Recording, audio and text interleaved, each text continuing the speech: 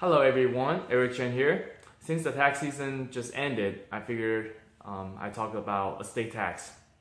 So what it is when a person passes away, the net value of whatever that person owns is subject to tax. You know, it's total assets minus all liabilities. And right now, based on this year's exemption, it's $11 million. So a person could leave up to $11 million to his family without being subject to tax.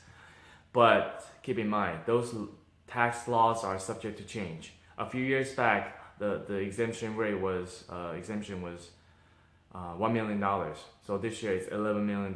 But we never know what's going to happen next year, or next 10 years.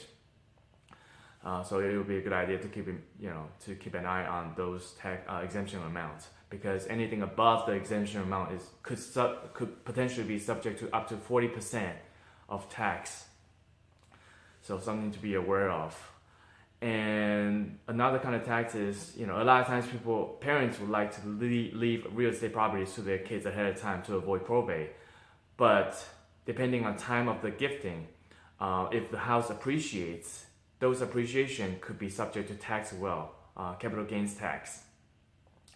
So that's why it would be a good idea to make sure those assets are well planned to avoid certain kind of tax situations. And so basically, when a person passes away, the family has to file a tax return for that person. And so, it's simply for a reporting requirement, because based on the exemption amount, right now, it doesn't affect most people. But, again, tax laws change. So keep in mind of those situations, of those tax law changes. And who knows, I might ask my accountant Frank to chime in on some of the tax issues in the future, since the tax season is over. Hopefully he's not too busy. He could offer some guidance on these tax laws and these tax law changes.